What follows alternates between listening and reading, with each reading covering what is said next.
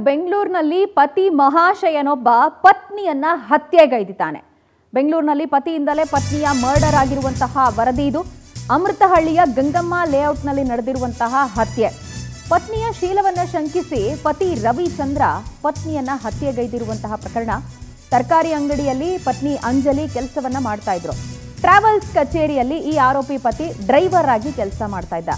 ಇವರಿಬ್ಬರು ಕೂಡ ವಿವಾಹ ಆಗಿ ಎಷ್ಟು ಸಮಯ ಆಗಿತ್ತು ಅನ್ನುವಂಥದ್ದು ಗೊತ್ತಾಗಬೇಕಾಗಿದೆ. ಪಾವಗಡ ಮೂಲದ ಅಂಜಲಿ ಹಾಗೆ ಸುರಪುರದ ರವಿಚಂದ್ರ ಮದುವೆಯಾಗಿದ್ರು.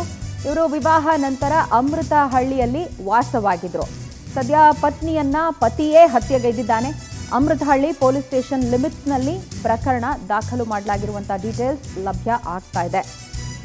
ಮದುವೆ ಮಾಡ್ಕೊಂಡು ಬಂದ ಮೇಲೆ ಡೌಟ್ ಏನಾರು ಇತ್ತು ಅಂತ ಹೇಳಿದ್ರೆ ಅದರ ಬಗ್ಗೆ ಕೂತು ಮಾತನಾಡೋದು ಅಥವಾ ಸಮಸ್ಯೆಗೆ ಪರಿಹಾರ ಕಂಡುಕೊಳ್ಳೋದು ಮಾಡಬೇಕು. ಅದನ್ನು ಬಿಟ್ಟು ಹೆಂಡತಿನೇ ಸಾಯಿಸುವಂತಹ ವಿಕೃತಿಗೆ ಹೋಗ್ತಾನೆ ಅಂತ ಹೇಳಿದ್ರೆ ಆತನ ಮನಸ್ಥಿತಿ ಏನು, ಇದರ ಜೊತೆಗೆ ಆ ಕ್ರೌರ್ಯತೆ, ಆಕೆಯನ್ನು ಸಾಯಿಸೋ ಮಟ್ಟಕ್ಕೆ ಆತ ಹೋಗ್ತಾನೆ ಅಂತ ಹೇಳಿದ್ರೆ ಸಂಸಾರ ಇನ್ನೆಷ್ಟು ಚಂದಕ್ಕೆ ಮಾಡಿಸ್ತಿದ್ದ ಅನ್ನುವಂಥದ್ದು ಇಲ್ಲಿ ಪ್ರಶ್ನೆ ಆಗುತ್ತೆ. ಸದ್ಯ ಅಂಜಲಿ ಮೃತಪಟ್ಟಿದ್ದು ಅಮೃತಹಳ್ಳಿಯ ಗಂಗಮ್ಮ ಲೇಔಟ್ನಲ್ಲಿ ನಡೆದಿರುವಂತಹ ಪ್ರಕರಣ ಇದೆ. ಪತಿಯಿಂದ ಪತ್ನಿಯ ಭೀಕರ ಮರ್ಡರ್ ಆಗಿದೆ.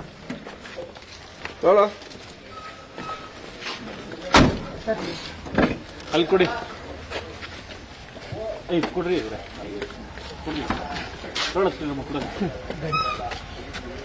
ಡೀಟೇಲ್ಸ್ ಕೊಡ್ತಾರೆ ನಮ್ಮ ಪ್ರತಿನಿಧಿ ವೆಂಕಟೇಶ್. ಅಮೃತಹಳ್ಳಿಯ ನಿವಾಸ ಕೃತ್ಯ ಏನು ನಡೀತು ನಿವಾಸ ಅಲ್ಲಿಂದ ನಮಗೆ ನೇರ ಸಂಪರ್ಕಕ್ಕೆ ಸಿಗ್ತಿದ್ದಾರೆ. ವೆಂಕಟೇಶ್, ಯಾವಾಗ ನಡೆದಂಥ ಘಟನೆ ಇದು? ಎಷ್ಟು ವರ್ಷ ಆಗಿತ್ತು ಮದುವೆ ಆಗಿ? ಏನು ಕಾರಣ ಅಂತ ಹೇಳಿ ಗೊತ್ತಾಗ್ತಾ ಇದೆ? ಪೊಲೀಸರ ತನಿಖೆ ಹೇಗೆ ಸಾಗ್ತಿದೆ?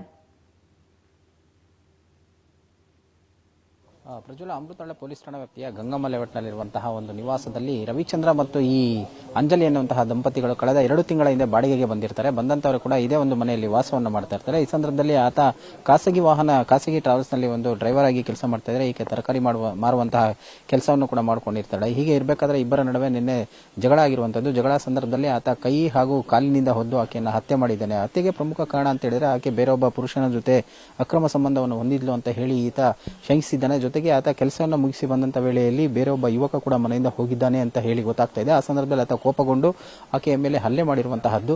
ಸದ್ಯ ಆರೋಪಿಯನ್ನು ಈಗಾಗಲೇ ಪೊಲೀಸರು ಕೂಡ ವಶಕ್ಕೆ ಪಡೆದು ವಿಚಾರಣೆ ಮಾಡುವಂತಹ ಕೆಲಸವನ್ನ ಮಾಡ್ತಾ ಇದ್ದಾರೆ. ಈತ ದಾವಣಗೆರೆ ಮೂಲದವನಾಗಿದ್ರೆ ಈಕೆ ಪಾವಗಡ ಮೂಲದವಳಾಗಿದ್ದು ಈ ಹಿಂದೆ ಕೂಡ ಇಬ್ಬರಿಗೂ ವಿವಾಹವಾಗಿದ್ದು ಆಕೆಗೆ ಒಂದು ಮಗು ಇದೆ ಅಂತ ಕೂಡ ತಿಳಿದು ಬರ್ತಾ ಇದೆ. ಸದ್ಯ ಇವರು 2 ತಿಂಗಳ ಹಿಂದೆ ಈ ಮನೆಗೆ ಬಂದಿದ್ದಾರೆ. 3 ತಿಂಗಳ ಹಿಂದೆ ವಿವಾಹವಾಗಿದ್ದಾರೆ ಅಂತ ಹೇಳಿ ತಿಳಿದು ಬರ್ತಾ ಇದೆ. ಆದ್ರೆ ಇವರು ವಿವಾಹವಾಗಿರೋದಕ್ಕೆ ಯಾವುದೇ ರೀತಿಯಾದಂತಹ ದಾಖಲೆಗಳು ಕೂಡ ಸದ್ಯ ಇಲ್ಲ.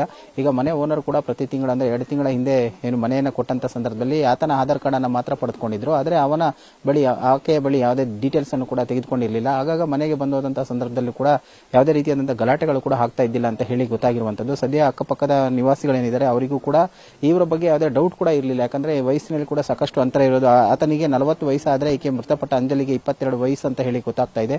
ಸದ್ಯ ಘಟನೆಗೆ ಸಂಬಂಧಪಟ್ಟಂತೆ ಈಗ ಅಮೃತಹಳ್ಳಿ ಪೊಲೀಸರು ಕೂಡ ಒಂದು ಪ್ರಕರಣವನ್ನು ದಾಖಲಿಸಿಕೊಂಡು ತನಿಖೆಯನ್ನು ಮುಂದುವರಿಸ್ತಾ ಇದ್ದಾರೆ. ಈಗಾಗಲೇ ಸೋಕೋ ಟೀಮ್ ಕೂಡ ಬಂದಿರುವಂತಹದ್ದು. ಹತ್ಯೆಗೆ ಬಳಸಿರುವಂತಹ ಒಂದು ವಸ್ತು ಹಾಗೂ ಈತ ಕೈಯಿಂದ ಗುದ್ದಿ ಹಲ್ಲೆ ಮಾಡಿರುವಂತಹ ಘಟನೆಗೆ ಸಂಬಂಧಪಟ್ಟಂತೆ ಈಗಾಗಲೇ ದಾಖಲೆಗಳನ್ನು ಕೂಡ ಪರಿಶೀಲನೆ ಅಂದ್ರೆ ಸಾಕ್ಷಿಗಳನ್ನು ಕೂಡ ಈಗ ಕ್ರೋಢೀಕರಿಸ್ತಾ ಇರುವಂತದ್ದು. ಸದ್ಯ ಈಗ ಆರೋಪಿಯನ್ನು ವಶಕ್ಕೆ ಪಡೆದಿರುವಂತಹದ್ದು. ಈಗ ಮೃತದೇಹವನ್ನು ಅಂಬೇಡ್ಕರ್ ಕಾಲೇಜ್ ಆಸ್ಪತ್ರೆಗೆ ರವಾನೆ ಮಾಡಿ ಮರಣೋತ್ತರ ಪರೀಕ್ಷೆಯ ನಂತರ ಅವರ ಕುಟುಂಬಸ್ಥರಿಗೆ ಹಸ್ತಾಂತರ ಮಾಡುವಂತಹ ಕೆಲಸವನ್ನು ಕೂಡ ಈಗ ಪೊಲೀಸರು ಮುಂದಾಗಿರುವಂತಹದ್ದು. ವೆಂಕಟೇಶ್, ಥ್ಯಾಂಕ್ ಯು ತಮ್ಮೆಲ್ಲ ಡೀಟೇಲ್ಸ್ಗೆ.